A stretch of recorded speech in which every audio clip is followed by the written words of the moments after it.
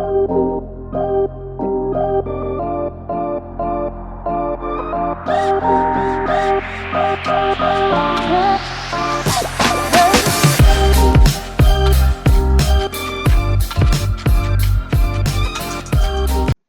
everyone. Today we are going to discuss the problems of LeetCode Weekly Contest 405. Let's start with the first problem. So it states that you are given a string s and an integer k. You have to encrypt the string s using the following algorithm. For each character in s, replace the character c with the kth character after c in the cyclic manner. So हम सबसे पहले वाला example लेते हैं d. So यहाँ पे mention है जो हमारा सबसे पहला एग्जांपल है वो डार्ट और हमें इसमें जो k दिया है k की वैल्यू जो दी है वो दी है 3। इसका मतलब हमें हर कैरेक्टर को उसके 3 आगे वाले कैरेक्टर से रिप्लेस करना है। तो लेट्स से अगर मेरे पास कैरेक्टर हैं डी ए आर टी, तो मैं इनिशियली इस कैरेक्टर पे हूँ तो मैं क्या करूँगा, इसको इसके 3 आगे वाले से प्लस ये एक आगे वाली पोजीशन पे, ये 2 आगे वाली पोजीशन पे और ये 3 आगे वाली पोजीशन पे, तो इससे रिप्लेस कर दूंगा। तो मेरा यहाँ पे ये आ जाएगा टी ए आर टी और मुझे ये मतलब एक ही सिंगल उसमें करना है। तो ऐसा नहीं है कि अब मैं इसके लिए करूँगा तो सिमिलरली अब मुझे इसको करना है सेकंड वाले के लिए ए के लिए, तो मैं ए के लिए 3 आगे जाऊँगा एक साइड सेकंड और उसके बाद साइक्लिक मैनर में करना है। मैं यहाँ पे मेंशन्ड है कि we have to perform the operation in cyclic manner. तो अब मैं टी के बाद दोबारा स्टार्टिंग में चला जाऊँगा यहाँ पे, तो फिर मैं इस ए की जगह क्या लिख दूंगा, डी लिख दूंगा। सिमिलरली आर के लिए करेंगे अब हम, तो आर के लिए एक ऑपरेशन आगे आया, 2 ऑपरेशन और 3, तो यहाँ पे हम ए लिख देंगे। सॉरी, तो यहाँ पे हम ए लिख देंगे। सिमिलरली टी के लिए करेंगे अगर हम टी के लिए करेंगे तो टी के लिए एक आगे आया, 2 आगे आया एंड 3 ऑपरेशंस आगे आया, तो मैं यहाँ पे आर लिख दूंगा। तो जो मेरी फाइनल जो स्ट्रिंग बन जाएगी वो बन जाएगी टी डी ए आर। तो ये हम देख सकते हैं ये हमारा फाइनल आंसर है। सिमिलरली अगर इसमें हम करेंगे ए तो सबको एक आगे वाले ऑपरेशन एक आगे वाले कैरेक्टर से शिफ्ट करना है। ठीक है, तो बेसिकली इसमें हम कर क्या रहे हैं, तो लेट से ये कोई स्ट्रिंग है हमारी ए बी सी डी ई ऐसा, और हमें ये कहा है कि हमें के कैरेक्टर आगे वाले से रिप्लेस करना है। तो मैं एक तरह से स्ट्रिंग को के से शिफ्ट कर दूंगा। तो लेट से अगर मुझे 2 बार 2 आगे वाले से शिफ्ट करना है तो मैं क्या करूंगा, इसको इस पोजीशन पे ले आऊंगा, इसको इस पोजीशन पे ले आऊंगा, इसको इस पोजीशन पे ले आऊंगा। तो ये मेरा क्या बन जाएगा, सी डी ई। उसके बाद इसको मैं यहाँ पे ले आऊंगा और इसको इसके बाद ले आऊंगा, तो फिर क्या आ जाएगा, ए बी। तो एक तरह से हमें ये ऑपरेशन करना है। अब हमें एक चीज़ और गिवन है कि जो हमारा स्ट्रिंग की जो लेंथ है वो 100 है और जो हमारा के है वो 10⁴ हो सकता है। अब जो हमें स्ट्रिंग की जो लेंथ कही है ये इसकी जो लेंथ होगी n, ये n होगी हमारी 100। अब हमें एक चीज़ पता है, मान लो कोई स्ट्रिंग थी 4 कैरेक्टर की ए बी सी डी और मुझे कहा कि जो मेरा के है वो 10 है, मुझे 10 कैरेक्टर आगे तक जाना है। या लेट से मुझे कहा कि जो मेरा के है वो मेरा 12 है, तो मैं क्या करूँगा, एक ऑपरेशन आगे जाऊँगा, 2 ऑपरेशन आगे जाऊँगा, 3 ऑपरेशन आगे जाऊँगा और 3 ऑपरेशन नहीं सॉरी 3 कैरेक्टर आगे जाऊँगा और 4 कैरेक्टर आगे जाऊँगा। अब मैंने देखा कि 4 के बाद ये ऑपरेशन रिपीट करने लगेगा, सेम सेम होता रहेगा 4 के बाद। फिर मैं एक ऑपरेशन आगे जाऊँगा, 2 आगे जाऊँगा, 3 आगे जाऊँगा, 4 आगे जाऊँगा। इसका मतलब ये जो मेरा ऑपरेशन है, अगर मैं इसको के इस के को एन से रिमाइंडर ले लूँ तो जो मेरी फाइन जो लास्ट में जो मेरा रिमाइंडर बच जाएगा लेट से आर, मुझे सिर्फ उतने ऑपरेशंस परफॉर्म करने हैं। ठीक है, तो अगर हमें 10 ऑपरेशन करने होते और हमारी स्ट्रिंग की जो लेंथ होती है वो 4, तो आइडियली हमें 10 मॉड्यूलो 4 यानी 2 ही ऑपरेशन परफॉर्म करने चाहिए। मतलब 2 स्टेप ही आगे जाना चाहिए, नॉट 2 ऑपरेशन बट 2 स्टेप आगे जाना चाहिए। तो यही चीज़ हम करेंगे। 4 एक हमारा आंसर बना लेते हैं, आंसर।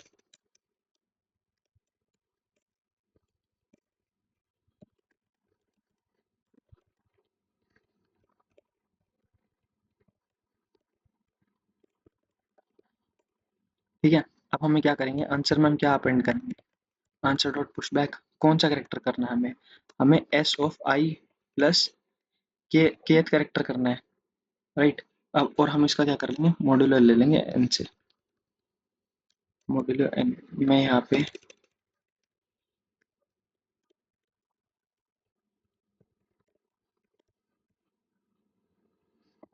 ठीक है, फाइनली हम रिटर्न कर देंगे हमारी आंसर स्ट्रिंग को। तो let's try and submit this. ठीक है,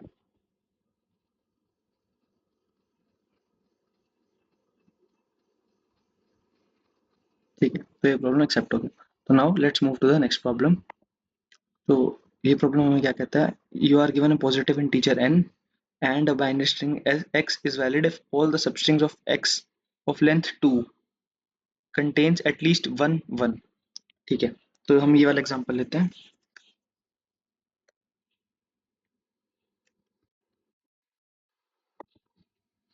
ठीक है, तो इसमें हमें क्या कहा है कि हमें एक नंबर दिया है n, हमें एक नंबर दिया है n3। हमें क्या करना है, तीन लेंथ की वो सारी पॉसिबल स्ट्रिंग्स बनानी है बेसिकली, जो बाइनरी स्ट्रिंग्स हो। ठीक है, यहाँ पे मेंशन है कि बाइनरी स्ट्रिंग x, हमें सारी वो बाइनरी स्ट्रिंग्स बनानी है जिसमें हर substring, if all the substrings of x of length 2, तो अगर कोई एक मेरी स्ट्रिंग है, अगर मेरी कोई एक स्ट्रिंग है 110, तो उसकी कितनी सबस्ट्रिंग होंगी लेंथ 2 की, एक तो ये वाला 11, एक ये वाला 10। तो इसमें हमें क्या कहा है कि इसकी हर सबस्ट्रिंग में एटलीस्ट एक बार वन प्रेजेंट हो। इसमें दो बार वन प्रेजेंट है, ये एक वैलिड स्ट्रिंग है, इसमें दो बार वन प्रेजेंट है, ये एक वैलिड स्ट्रिंग है। अगर मेरी कोई स्ट्रिंग ऐसी होती 1100, तो मेरी टोटल सबस्ट्रिंग्स कौन कौन सी होती, एक ही होती 11, एक ये होती 10, और एक ये वाला होता 00। इसमें एक वन प्रेजेंट है, इसमें एक वन प्रेजेंट है, बट इसमें जो है हमारा वो वन प्रेजेंट नहीं है। तो ये जो हमारी ये जो हमारी स्ट्रिंग हो जाएगी, ये एक इनवैलिड स्ट्रिंग हो जाएगी। ठीक है, तो हमें लेंथ 3 के सारे वो पॉसिबल वो बनाने हैं। अब हमें पता है अगर हमारे पास एक बाइनरी ऑपरेशन है और हम इसके कंस्ट्रेंट्स देखते हैं, जो इसके कंस्ट्रेंट्स हैं वो काफ़ी लो हैं, कंस्ट्रेंट्स हैं वो 18 ही है, इसका मतलब हम कुछ एक्सपोनेंशियल आंसर कर सकते हैं। और वैसे भी हमें सारे सबस्ट्रिंग्स जनरेट ही करने हैं। अगर हमें सारे सबस्ट्रिंग्स जनरेट करने हैं तो हमें रिकर्जन के अलावा कोई तरीका नहीं है जिससे हम सारे सबस्ट्रिंग्स जनरेट कर सकें। मतलब आइडियली हमें फिर सारे पॉसिबल ऑप्शंस देखने पड़ेंगे। तो लेट्स से मैं किसी अब हम ये बात करते हैं कि हमें रिकर्जन में स्ट्रिंग्स ऐड कैसे करने हैं। लेट्स से कोई एम्प्टी स्ट्रिंग से स्टार्ट करता अगर मैं, तो मेरे पास दो ही ऑप्शन होते हैं, क्योंकि मेरी जो स्ट्रिंग है वो बाइनरी है। तो या तो मैं उसमें जीरो अपेंड कर सकता हूँ या वन अपेंड कर सकता हूँ। अब लेट्स से मैंने जीरो अपेंड कर दिया, तो मेरी स्ट्रिंग कुछ ऐसी दिखती है, समथिंग समथिंग, उसके बाद जीरो। अब उसके बाद मैं नेक्स्ट कैरेक्टर अगर वन अपेंड करता हूँ, तो जो मेरा ये वाला सब स्ट्रिंग है, मतलब नेक्स्ट कैरेक्टर के मेरे पास दो चॉइस आएंगी, या तो वन या फिर जीरो। अब अगर मैं ये वाला सिनेरियो लेता हूँ, तो मेरी ये वाली जो सबस्ट्रिंग है, ये हो जाएगी 01, ये एक वैलिड सबस्ट्रिंग है। बट अगर मैं अब ये वाली सबस्ट्रिंग कंसीडर करता हूँ 00, तो ये एक इनवैलिड सबस्ट्रिंग है। तो मैं जीरो के बाद अगले ऑपरेशन में, लेट से मेरा यहाँ पे कोई जीरो है, ठीक है, तो मैं अगले ऑपरेशन में कभी भी जीरो नहीं चल सकता, ये ऑपरेशन नहीं चल सकता। बट मैं अगले ऑपरेशन में वन चल सकता हूँ। सिमिलरली वन के लिए केस कंसीडर करते हैं। अगर हमारे पास किसी स्ट्रिंग के एंडिंग में वन है, तो मैं यहाँ पे जीरो अपेंड कर सकता हूँ। सिमिलरली अगर यहाँ पे भी वन है, तो मैं वन भी अपेंड कर सकता हूँ, क्योंकि मेरा 10 भी एक वैलिड सबस्ट्रिंग है और मेरा 11 भी एक वैलिड सबस्ट्रिंग है। तो वन के केस में अगर मेरा यहाँ पे वन है, तो मैं जीरो भी अपेंड कर सकता हूँ और मैं आगे यहाँ पे वन भी अपेंड कर सकता हूँ। तो बस सेम चीज़ हमें रिकर्जन में लिखनी है।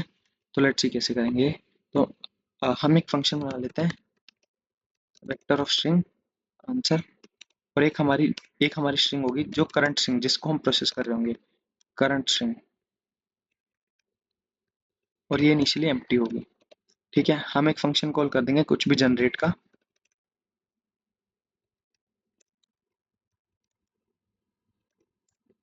और जनरेट में हम क्या पास कर देंगे, हम हमारी लेंथ पास कर देंगे, हमें एन लेंथ की स्ट्रिंग जनरेट करनी है।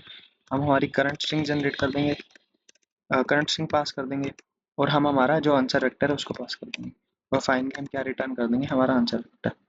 अब हम ये फंक्शन बनाते हैं, वॉइड जनरेट इंट एन, एक हमारा जो स्ट्रिंग होगा, इसको मैं कर नाम दे देता हूँ, और इसको हम बाय रेफरेंस पास करते हैं, और सेम चीज़ हम हमारे यहाँ पे करेंगे। ठीक है, तो अब हमने देखा था यहाँ पे हमें दो ही केसेस हैं, अगर हमारी जो करंट जो आखिरी कैरेक्टर है वो जीरो है, या आखिरी कैरेक्टर वन है, उसके बेसिस पे। ठीक है, अब अगर स्ट्रिंग एम्प्टी है तो क्या होगा, अगर एम्प्टी है तो हम कुछ भी पुश कर सकते हैं, क्योंकि हमें एक बार स्टार्ट तो लेना ही पड़ेगा। तो इफ जो हमारी करंट स्ट्रिंग है डॉट साइज, अगर ये हमारा साइज 0 है, इसका मतलब ये एक एम्प्टी स्ट्रिंग है। या फिर अगर हमारी जो करंट स्ट्रिंग का लास्ट जो एलिमेंट है, ठीक है, अगर हमारी स्ट्रिंग का जो लास्ट एलिमेंट है वो अगर क्या है 1 है तो, ठीक है। तो एक बार चलो हम 0 वाला केस ही लिख लेते हैं। अगर हमारी स्ट्रिंग में कोई भी एलिमेंट नहीं है तो हम क्या करेंगे, कर में आप पुश कर देंगे, करंट में पुश कर देंगे हम क्या, एक बार 1, ठीक है। और हम इस फंक्शन को दोबारा कॉल कर देंगे, जनरेट n-1। अब हमें इसके बाद n-1 लेंथ की जनरेट करनी है करंट और हमारा आंसर। अब क्योंकि हमें हमने अ, जब एम्प्टी स्ट्रिंग थी तब 0 पुश करके देख लिया, अब हमें 1 पुश करना है, तो उसके लिए हमें क्या करना पड़ेगा, हमें बैक ट्रैकिंग से हमारा जो ये हमने जो लास्ट एलिमेंट पुश करा था उसको निकालना पड़ेगा, करंट डॉट पॉप बैक, ठीक है। अब सिमिलरली हम यही सेम चीज हम करेंगे 0 के लिए। अब हमें 0 ऐड करना है इसमें, हमने 1 अपेंड कर लिया, हमने 0 अपेंड कर लिया,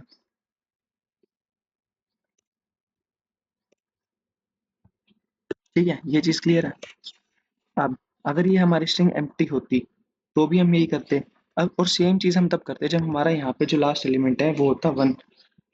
ये चीज समझ आ रही है। अगर हमारा लास्ट एलिमेंट 1 होता तो भी हम यही करते, और अगर हमारा लास्ट एलिमेंट 0 होता तब भी हम यही करते, ठीक है।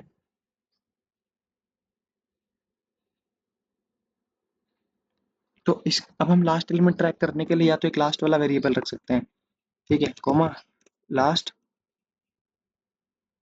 सॉरी कॉमा नहीं आएगा, और अगर हमारा लास्ट जो करेक्टर है वो 1 है, हम यहाँ पे एक और वेरिएबल पास कर देंगे, चार लास्ट। और इनिशियली हम उसको, क्योंकि हमें 1 और 0 नहीं रखना, तो हम इनिशियली उसको हम कुछ और पास कर देंगे, लेट से हमने सी पास कर दिया ताकि ये मैच ना हो, ठीक है। ये चीज़ हो गया। अगर हमारा जो करंट का साइज है वो एम्प्टी है, बेसिकली हमारी स्ट्रिंग में कोई भी एलिमेंट नहीं है, या फिर हम हमने एक एलिमेंट डाल दिया, एल्स अगर हमारा ये चीज़ नहीं है, अगर हमारा लास्ट वन नहीं है, तो एक सिनेरियो आता है, तब हम क्या कर सकते हैं, सॉरी यहाँ पे 0 पुश करना है। तब हम क्या कर सकते हैं, तब हम सिर्फ हमारा 1 पुश कर सकते हैं, 0 पुश नहीं कर सकते, क्योंकि फिर जो हमारी स्ट्रिंग बन जाएगी वो 0 0 बन जाएगी, ठीक है। अब फाइनली बेस केस लिखते हैं। बेस केस क्या होगा, हम n माइनस करते जा रहे हैं ना, तो जब भी हमने उस लेंथ की स्ट्रिंग जनरेट कर लेंगे, जब हमारा n 0 हो जाएगा तो हम क्या करेंगे, हमारे आंसर में पुश कर देंगे जो हमारी करंट स्ट्रिंग है, और फाइनली हम रिटर्न कर देंगे, ठीक है। तो let's try and submit this.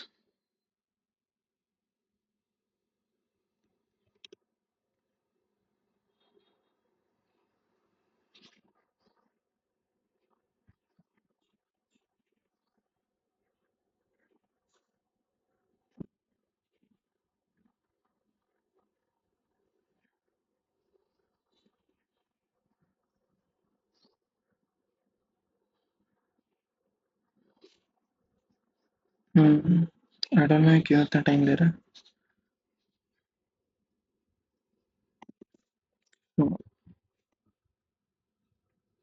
Let's try to B,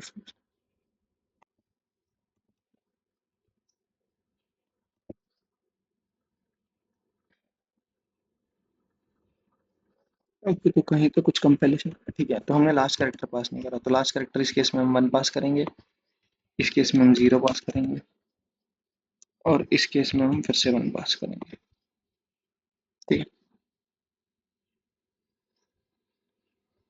ठीक है, तो ये एक्सेप्ट हो गया, तो दोबारा सबमिट करते हैं, ठीक है। तो ये वाला प्रॉब्लम भी हमारा सबमिट हो गया। तो now let's move to the third problem.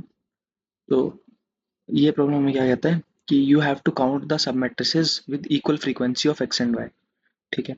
तो हमें क्या है, हमें ग्रिड गिवन है, और उस ग्रिड में या तो जो करेक्टर्स हैं हमारे, जो बेसिकली जो एलिमेंट्स हैं वो या तो हमारे एक्स होंगे या वाई होंगे या फिर डॉट्स होंगे।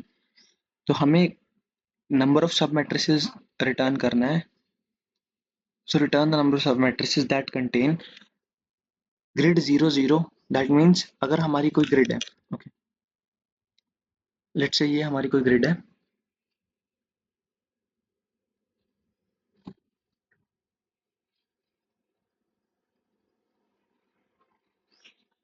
तो ग्रिड 0 0 ये होगा, तो हमें नंबर ऑफ सब मैट्रिसेस रिटर्न करने हैं जिसमें ये 0 0 वाली ग्रिड आती हो, has equal frequency of X and Y and at least one X. मतलब लेट से अब हमारा 0 0 से स्टार्ट होने वाले कितने ग्रिड्स हो सकते हैं? एक ये ग्रिड हो सकता है, एक ये ग्रिड हो सकता है, एक ये ग्रिड हो सकता है, सिमिलरली एक ये ग्रिड हो सकता है। ऐसे करके अगर हम आगे मूव करेंगे, एक ये ग्रिड हो सकता है, एक ये वाला कंप्लीट ग्रिड हो सकता है, ठीक है, एक ये वाला ग्रिड हो सकता है, ऐसे करते करते एक ये ग्रिड हो सकता है। तो ऐसे करते करते कितने सारे पॉसिबल ग्रिड्स बन सकते हैं हमारे।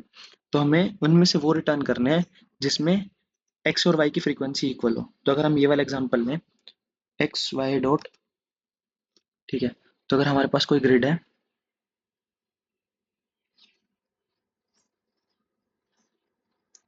एक्स वाई डॉट,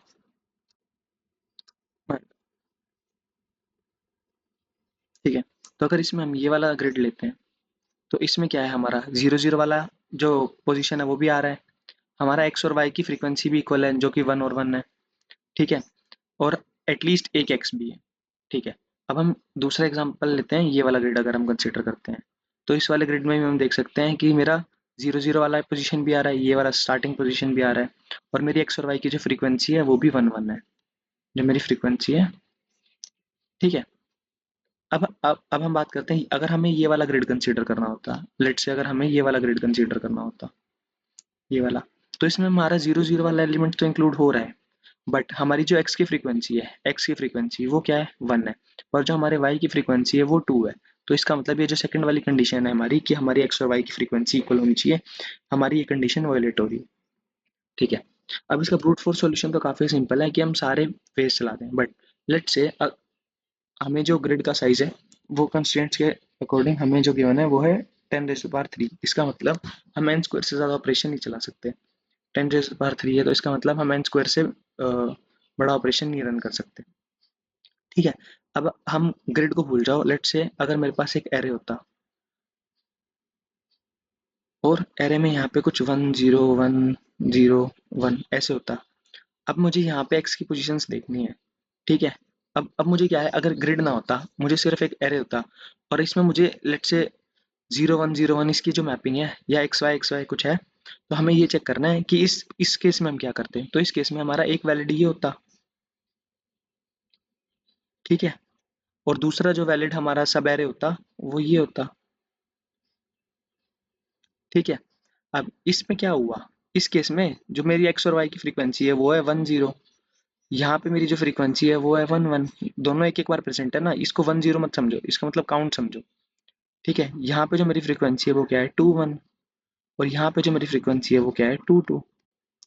तो मैंने बेसिकली ये मैंने एक प्रीफिक्स एरे बना लिया कि स्टार्टिंग से लेके यहाँ तक मेरी फ्रीक्वेंसी कितनी है, ये मेरा एक प्रीफिक्स एरे है, प्रीफिक्स फ्रीक्वेंसी एरे, ठीक है। अब प्रीफिक्स एरे आप सबको बनाना आता है, कैसे करते हैं कि अगर हम प्रीफिक्स ऑफ आई देख रहे हैं तो प्रीफिक्स ऑफ आई में हम क्या स्टोर कराते हैं, करंट एलिमेंट की value A of I plus जो हमारा prefix of i-1। Prefix array हम ऐसे ही बनाते हैं ना, ये प्रीफिक्स सम का एरे है बेसिकली। सिमिलरली अगर हमें फ्रीक्वेंसी का बनाना है तो बस हम ए ऑफ आई अगर हमारा 1 है तो हम 1 में फ्रीक्वेंसी ऐड कर देंगे, 0 है तो 0 की फ्रीक्वेंसी ऐड कर देंगे। अब सेम चीज़ अगर हमें ग्रिड के लिए करना है, हम एरे के लिए तो ऐसे कर सकते थे, अगर हमें अब ग्रिड के लिए करना है, लेट्स से अगर हमें कोई ग्रिड गिवन है,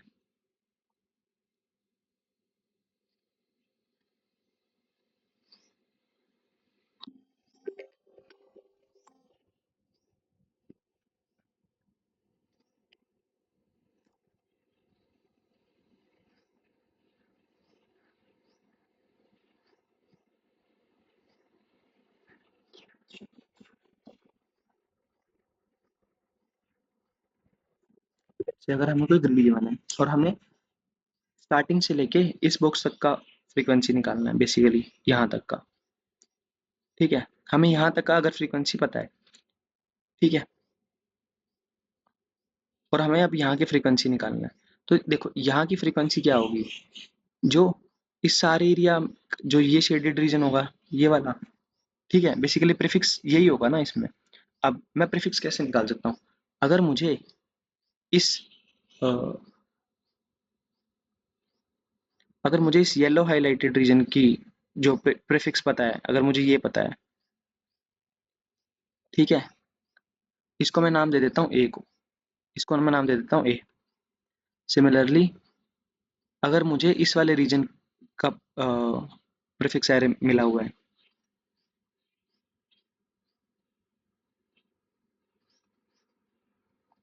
ठीक है, जिसको मैं नाम दे रहा हूँ बी, ठीक है, और एक ये वाला एलिमेंट, ठीक है, तो जो मेरा बेसिकली जो मेरा प्रीफिक्स ऑफ आई जे होगा वो क्या होगा, जो मेरा करंट एलिमेंट है ये ए ऑफ आई जे, प्लस एक जो मेरा ये वाला पोर्शन है ये क्या होगा, अगर ये मेरे कोऑर्डिनेट्स आई जे हैं, ठीक है, ये बेसिकली आई वाली एक्सिस है, ये जे वाली है, तो ये क्या होगा, एक आई माइनस वन जे, तो ये क्या होगा मेरा prefix of I minus one J, plus एक एक मेरा ये होगा, ये क्या होगा, इस साइड अगर मैं आता हूँ तो ये आई जे माइनस वन, ये क्या होगा मेरा prefix of I J minus one. But हमने एक चीज देखी कि हमने जब ए और बी को कंसीडर करा तो हमने ये वाला एरिया लिया, नेक्स्ट टाइम हमने ये वाला एरिया लिया, तो इसमें जो ये वाला एरिया है ये ओवरलैप कर गया, तो हम इसको एक बार सब्ट्रैक्ट कर देंगे, और ये एरिया कौन सा होगा, प्रीफिक्स ऑफ माइनस क्या करेंगे हम, prefix of I minus one J minus one, हम इसको सब्ट्रैक्ट कर देंगे, तो इससे हमारा जो prefix of I and I J है ये आ जाएगा। ठीक है, आई होप ये चीज़ सबको क्लियर है। ठीक है, तो अब अब हमने ये कर लिया, तो हमने प्रीफिक्स एरे बना लिया, सेम हम प्रीफिक्स एरे वाई के लिए बना लेंगे, ये मेरा प्रीफिक्स एरे एक्स के लिए है, सेम हम प्रीफिक्स एरे वाई के लिए बना लेंगे। जब हमने प्रीफिक्स एरे एक्स और वाई के लिए बना लिया, फिर हमें बस क्या कंडीशन चेक करनी है हर पोजीशन पे, कि अगर प्रीफिक्स एरे की वैल्यू हमारी इक्वल है तो हम अपना काउंट इंक्रीज कर देंगे। ठीक है, तो अब हम कोड स्टार्ट करते हैं। तो हमें प्रीफिक्स एरे बनाना है एक्स और वाई के लिए।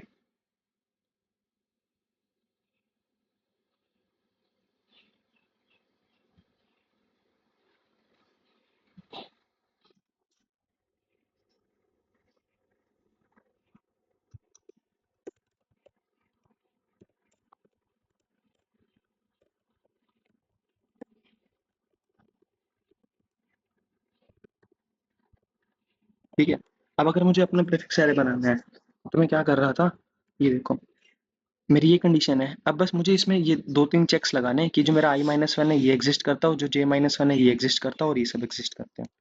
ठीक है, तो अब मैं क्या करूंगा, जो मेरा प्रीफिक्स,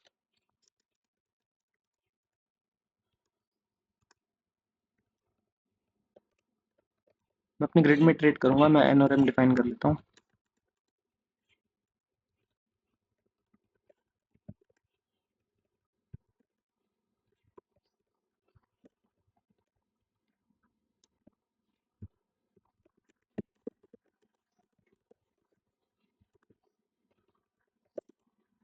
ठीक है, अगर मेरा आई एग्जिस्ट करता है तो मैं क्या करूंगा, अच्छा ठीक है, अब मैं प्रीफिक्स बना लेता हूँ, प्रीफिक्स एक्स आई जे, इसमें मैं क्या करूंगा, इसकी वैल्यू मैं तभी बढ़ाऊंगा ना जब मेरा ये ग्रिड वाला जो करंट एलिमेंट है इसकी वैल्यू क्या होगी,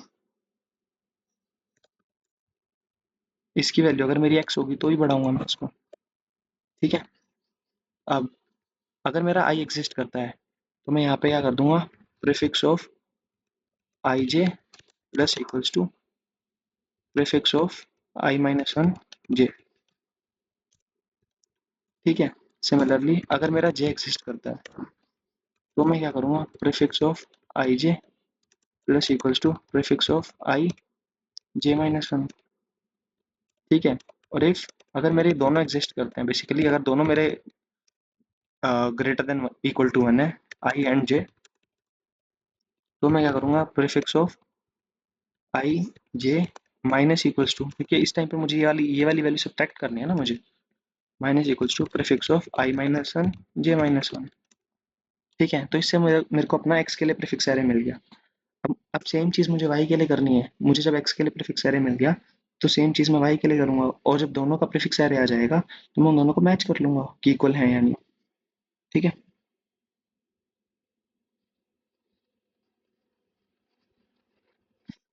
अब मुझे ये सेम चीज़ वाई के लिए परफॉर्म करनी है।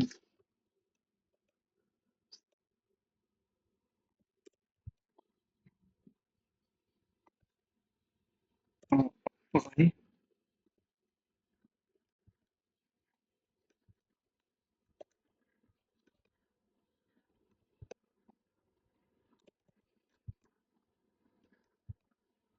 और यहाँ पे x से हट जाऊंगा।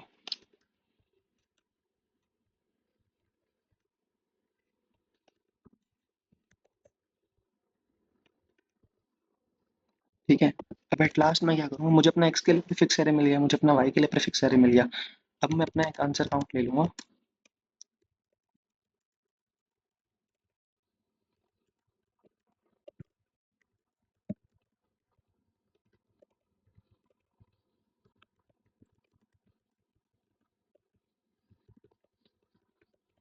इफ अब मैं यहाँ पे कंडीशंस क्या क्या है मेरी, अगर मेरा x और y की इक्वल फ्रीक्वेंसी है तो क्या होगा, prefix x i j equals to prefix y of i j, and साथ साथ मेरी एक और कंडीशन क्या है कि prefix x of i j, basically इसकी जो वैल्यू है एटलीस्ट 1x होना चाहिए, मतलब इसकी जो वैल्यू है वो ग्रेटर देन इक्वल टू 1 होनी चाहिए, इसी कंडीशन में ना, तो अपना आंसर प्लस प्लस कर दूंगा और फाइनली मैं क्या कर दूंगा, रिटर्न कर दूंगा अपना answer. Okay, so let's try to submit this.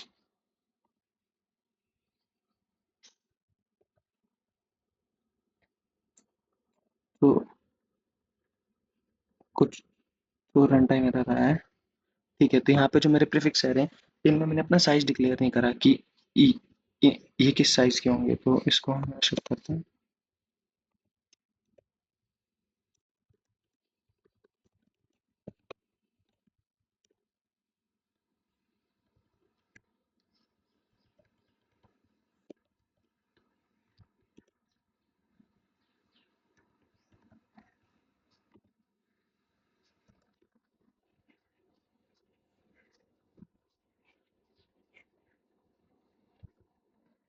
ठीक है, तो लेट्स सबमिट दिस।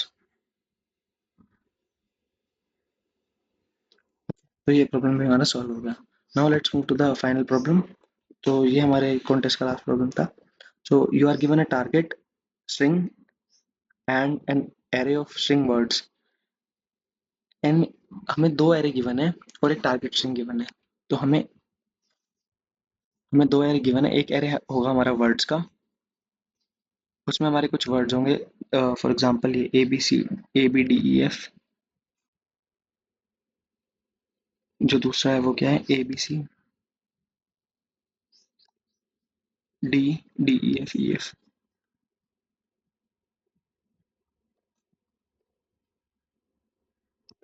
ठीक है, और हमें एक इनकी कॉस्ट गिवन है। कॉस्ट हमारी क्या होगी, 100 1 1 10 और 5।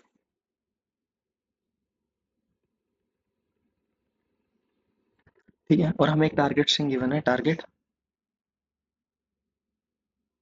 टारगेट स्ट्रिंग की हमारी इस केस में वैल्यू क्या है, A B C D E F. ठीक है, ओके। तो हमें इस प्रॉब्लम में क्या कहा है कि इनिशियली जो हमें एक स्ट्रिंग गिवन होगा एस, जो इनिशियली एम्प्टी होगा, एस जो होगा वो इनिशियली एम्प्टी होगा। ठीक है, इसमें कुछ भी नहीं है। अब हम क्या कर रहे हैं, हमें कोई भी एक इंडेक्स आई चूज करना है और हमें उस वर्ड को हमारी करंट एस में अपेंड कर देना है, और जो उस वर्ड की कॉस्ट होगी वो हमारी टोटल कॉस्ट में ऐड हो जाएगी। तो हमें फाइनली क्या करना है, हमें मिनिमम कॉस्ट का यूज करके हमें टारगेट स्ट्रिंग बनाना है। ठीक है, तो अब हम समझते हैं इसको। तो हमें एस गिवन है, इनिशियली एम्प्टी है। अब मुझे क्या करना है, अब मैं इनमें से कोई भी एक वर्ड चूज कर सकता हूँ। सपोज मैंने ये वाला वर्ड चूज करा ए बी सी, तो मैं अपनी एस स्ट्रिंग में ए बी सी ऐड कर दूंगा, तो जो मेरा एस होगा वो फाइनली कैसे दिखेगा, ए बी सी। बट क्योंकि मैंने ये वर्ड ऐड करा अपनी स्ट्रिंग में, तो मेरे को ये वाली कॉस्ट पे करना पड़ेगा। तो जो मेरे को टोटल कॉस्ट पे करना पड़ा वो हो गया 1। ठीक है, अब अब मेरा टारगेट स्ट्रिंग में से ये वाला पार्ट सॉर्ट हो गया, अब मुझे डी लाने की कोशिश करनी है। तो मेरे पास दो ऑप्शन है, या तो मैं एक बार डी अपेंड कर दूं फॉर कॉस्ट 1, और उसके बाद ई एफ अपेंड कर दूं फॉर कॉस्ट 5, या फिर मैं एक सीधा ही डी ई एफ अपेंड कर दूं फॉर कॉस्ट 10। तो मुझे इन दोनों में से चीप कौन सा पड़ रहा है, मुझे ये ऑप्शन ज़्यादा बेसिकली कॉस्ट इफेक्टिव पड़ रहा है, क्योंकि मेरे को यहाँ पे डी ई एफ अपेंड करने के लिए 6 कॉस्ट ही खर्च करना पड़ा, और यहाँ पे मुझे 10 खर्च करना पड़ा। तो लेट्स, अगर मैं ये करता हूँ तो मेरे को 6 कॉस्ट और ऐड हो जाती है, और जो मेरा फाइनल आंसर आ जाता है वो मेरी A B C D E F string बन जाएगी, जिसकी टोटल कॉस्ट मेरी 6 + 1 7 हो जाएगी। तो इसमें हमारा आंसर जो है वो 7 है। ठीक है, हम और भी मेथड्स चूज कर सकते थे। लेट्स से अगर यहाँ पे तो हमारे पास और ऑप्शन नहीं है, हम ये वाली स्ट्रिंग सीधा नहीं ले सकते थे क्योंकि यहाँ पे सी मिसिंग है। ठीक है, हमारा जो आउटपुट स्ट्रिंग है उसमें हमें A B C D E F चाहिए, यहाँ पे A B D E F है। और इसमें एक कंडीशन गिवन है कि हम जो एस में जो वर्ड अपेंड कर सकते हैं वो हमेशा लास्ट में कर सकते हैं। मतलब अगर हमने ये एक स्ट्रिंग बना ली यहाँ तक, तो हम इसके बाद ही कुछ अपेंड कर सकते हैं। ठीक है। ठीक है। तो अब इसमें हम दो चीज़ें देखते हैं। हमें सबसे पहले इस क्वेश्चन को समझने पे दो चीज़ें हिंट कर रही हैं। पहला, तो हमें अगर लेट से हमें कुछ चॉइसेस गिवन होंगी और हमें उसमें मिनिमम चॉइस देखना है, तो इसका मतलब हमारी पोजीशन में हमारे जो सॉल्यूशन है उसमें कहीं ना कहीं तो डीपी अप्लाई होगा, ताकि हम जितने पॉसिबल वेज हैं उनमें से मिनिमम कैलकुलेट कर सकें। ये किस लिए यूज होगा? कॉस्ट को मिनिमाइज करने के लिए। इसके अलावा अब हमें ये देखना है कि हमने कुछ कुछ प्रीफिक्स ऑफ वर्ड हमने लेट से बना लिया। हमें एक फाइनल जो टारगेट बनाना था उसमें से हमने कुछ प्रीफिक्स ऑफ वर्ड बना लिया। अब हमें यहाँ से कुछ स्ट्रिंग्स ऐड करनी है। अब अगर हमें यहाँ से कुछ और आगे कैरेक्टर्स ऐड करने हैं, तो उनको ट्रैक करने के लिए सबसे इजी तरीका क्या है? हमारा ट्राई का यूज़ करके। तो बेसिकली ट्राई से कैसे तो ट्राई से हमारा जो ऑपरेशन है कि हम ये फाइंड करेंगे कि अच्छा ठीक है, अगर हम ट्राई ना यूज करते तो हम कैसे करते? हमने एबीसी बना लिया, उसके बाद हम रिकर्जन चलाते, हम डी रख के देखते, डी के बाद अगला स्टेप करते ई एफ रख के देखते, और या फिर हम दूसरी साइड जाते अगर तो हम सीधा डी ई एफ रख के देखते। बट हमें इस केस में क्या करना है? हमें इस ऑपरेशन को ऑप्टिमाइज करना है। अब वो चीज़ हम कैसे करेंगे? हम अगर हम ट्राई का यूज करते हैं तो हम ट्राई से क्या कर सकते हैं कि हम ये चूज कर सकते हैं कि हमें जो बेसिकली जो हमारी एक वर्ड है उसकी हमारी मिनिमम कॉस्ट हमें पता चल जाएगी। तो लेट्स से कैसे? अगर हमने एक रूट नोड बना लिया यहाँ पे ये, और उस रूट नोड के नीचे हम यहाँ पे सारे वर्ड अपेंड कर देते हैं। लेट्स से कोई मेरा वर्ड है A B D E F, और मुझे पता है कि यहाँ तक आने की जो मेरी कॉस्ट है एफ पे 100, तो मैं एफ के लिए 100 स्टोर कर दूंगा। इसका मतलब ये एक मेरा वैलिड वर्ड है रूट से लेके यहाँ तक का।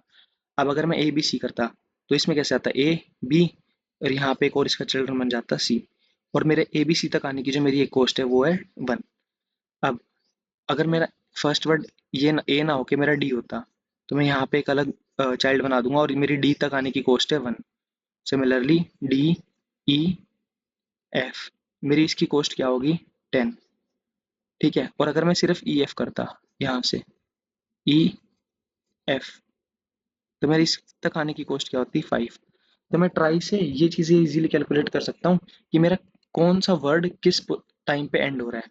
तो लेट्स से अगर मेरे को नेक्स्ट वर्ड चाहिए ए चाहिए, तो मैं ट्राई में इटरेट करता जाऊंगा, और आगे जब भी मेरी स्ट्रिंग खत्म होगी या फिर जो वर्ड आएगा बेसिकली जहाँ पे भी उसकी कुछ वैल्यू होगी, मैं चेक कर लूंगा कि हाँ ये मेरा एक पॉसिबल आंसर बन चुका है। तो लेट्स से अगर मुझे स्ट्रिंग में बनाना होता A B C D E F, तो अब मुझे ए बी सी यहाँ से स्टार्ट करता है। मेरा करंट पॉइंटर है यहाँ पे जो मेरा लेट से आई वाला पॉइंटर है। अगर कोई मैं आई मेरा 1 को पॉइंट कर रहा है, इसका मतलब मैं मेरी जो रूट नोड है वो ए से स्टार्ट होगी। ए से स्टार्ट हुआ, आगे चला बी, बी पे आ गया, इसको मैं मूव करके यहाँ पे ले आया। इसके बाद अब मेरे पास ऑप्शन है या तो डी पे जाने का या सी पे जाने का। लेट से मैं डी पे जाता हूँ। अगर मैं डी पे जाता हूँ तो मैं देखता हूँ ठीक है ये बी मैच हो गया, इसको मूव करके आगे ले आया सी पे। अब मैं यहाँ पे मेरा जो नेक्स्ट पॉइंटर है वो सी सी की तरफ पॉइंट कर रहा है, और यहाँ पे मैं डी पे जाना चाह रहा हूँ, तो डी पे तो जा नहीं सकता, तो ये मेरा इनवैलिड पाथ हो जाएगा। तो मैं इस साइड आ जाऊंगा सी पे। सी पे आया, अब सी पे मैंने देखा कि हाँ मेरा एक वर्ड यहाँ पे खत्म हो रहा है। इसका मतलब मुझे ए बी सी की एक पॉसिबल सबस्ट्रिंग मिल गई जिसकी कॉस्ट मुझे लगी 1। तो मैं या तो मुझे ए बी सी के लिए 1 कॉस्ट मिल गया, या फिर मैं इसमें आगे जा सकता था, यहाँ पे आगे जाने का ऑप्शन नहीं है, तो मैं यहीं पे ब्रेक कर जाऊंगा। अब मेरा जो नेक्स्ट नेक्स्ट इटरेशन में मेरा आई स्टार्ट होगा वो यहाँ से स्टार्ट होगा डी से, तो मैं डी के लिए आऊँगा। डी के लिए आया मैं, तो अब मेरे पास क्या ऑप्शन है? डी के लिए नीचे जाऊंगा, या तो डी पे चला गया, तो फिर मेरा ये पॉइंटर यहाँ पे पॉइंट कर रहा है। सिमिलरली जब मैं इसके आगे वाले स्टेप पे जाऊंगा एफ पे, तो मेरा एफ के कोरस्पॉन्डिंग, तो अब मुझे डी ई एफ मिल गया, और मेरी इसकी वैल्यू क्या आ गई? 10। तो मुझे डी ई एफ की वैल्यू आ गई 10। लेट से अगर मैं ये ना करता, मैं सिर्फ डी पे जाता और ब्रेक करता। लेट से मैं यहाँ से सिर्फ डी पे जाता और देखता कि हाँ डी पे भी मेरी एक वैल्यू है, तो मेरी क्या होती? डी की कॉस्ट हो जाती 1। तो मैं डी के कोरस्पॉन्डिंग को स्टोर कर लेता 1, और उसके बाद सेम इटरेशन चलाता। लेट से मैं एफ से चल रहा था, तो देखो ये ऐसे होता। एक तरफ मैंने ए बी सी बना लिया, उसके बाद या तो मैं एक बार डी बनाता 1 कॉस्ट में, और उसके बाद ई एफ बनाने का ट्राई करता, या फिर मैं एक ही बार में डी ई एफ बनाने का ट्राई करता। कितनी कॉस्ट में? 10 कॉस्ट में। और यहाँ पे जो मेरी कॉस्ट आती है वो आती 5। ठीक है। अगर मैंने यहाँ पे 1 बना लिया तो मैं नेक्स्ट इटरेशन में ई एफ बनाने का ट्राई करूंगा, तो मैं ट्राई में ई के लिए नीचे जाऊंगा, एफ के लिए नीचे जाऊंगा, बेसिकली सर्च ऑपरेशन लगेगा ट्राई में। और एफ पे मैंने देखा कि मेरी स्ट्रिंग कंप्लीट हो रही है जिसकी वैल्यू आ रही है 5। तो अब देखो, अब यहाँ से मैं दो साइड में ब्रेक हुआ था, तो इस केस में मेरा डीपी इसको ऑप्टिमाइज करेगा, डीपीएस ऑप्टिमाइज करेगा इसको कि या तो मुझे ये वाली कॉस्ट चाहिए जो इस सब ट्री से आ रही है, या फिर मेरे को ये वाली कॉस्ट चाहिए जो इस सब ट्री से आ रही है। तो इस केस में मिनिमम क्या होगी, 6 और 10, इसमें से मिनिमम मेरी 6 होगी, और ए बी सी बनाने के लिए मेरी 1 कॉस्ट लगी थी। तो जो मेरी टोटल जो नल स्ट्रिंग से जब मैं आ रहा था तब मेरी कॉस्ट होगी वो हो जाएगी 7। ठीक है, तब इस चीज़ को हम कोड में देखते हैं हमने कैसे करा है। तो हमने एक इनिशियली एक न्यू ट्राई बना लिया, और ये हमारी जो को एन है बेसिकली, वो जो मुझे जो मेरा वेक्टर है बेसिकली कि कितने एलिमेंट्स हैं वो बस उसके लिए है। ठीक है, मैंने एक वेक्टर बना लिया कि इस टाइम पे मैंने कितने डीपी बेसिकली मेरा क्या सिग्निफाई क्या बेसिकली शो कर रहा है कि अगर मेरा ये एक स्ट्रिंग है जो मुझे फाइनल बनाना है, तो लेट से डीपी ऑफ आई क्या बताता है, डीपी ऑफ आई बताता है DP of I cost, basically जो कोस्ट हमने पे करी कहाँ तक के लिए, 0 से i तक के लिए।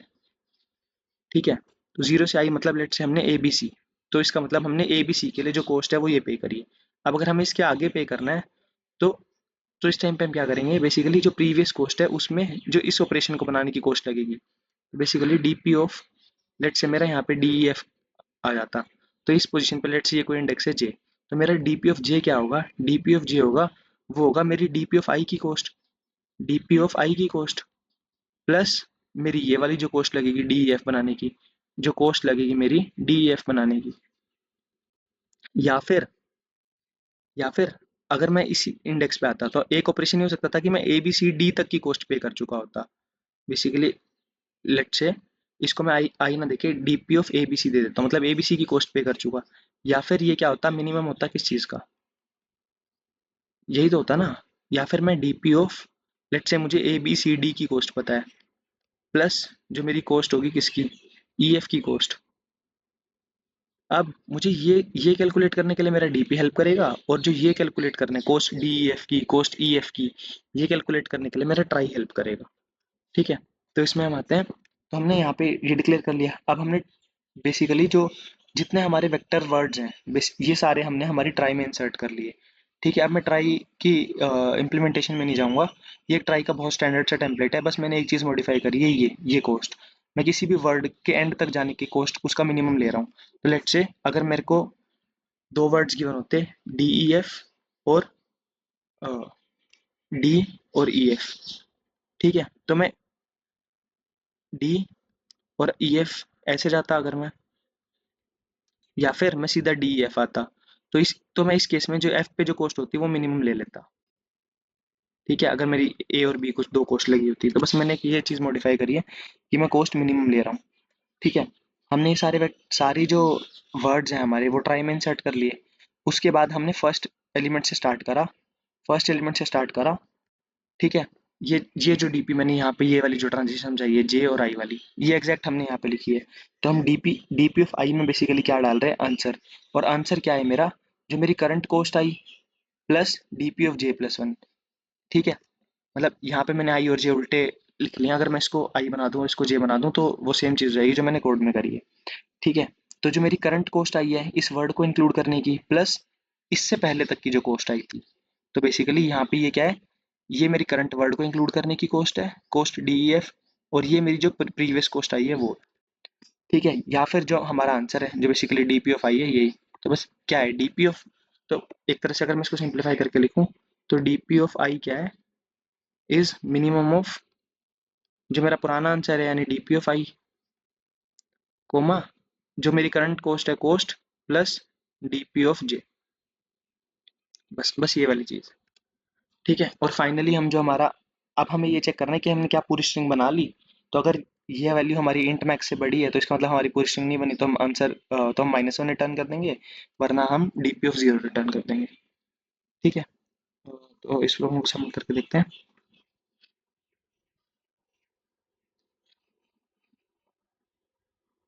ठीक है, तो आई होप ये चारों प्रॉब्लम्स आप सबको समझ आए होंगे। अगर कुछ डाउट है तो you can mention in the comment section. Thank you everyone.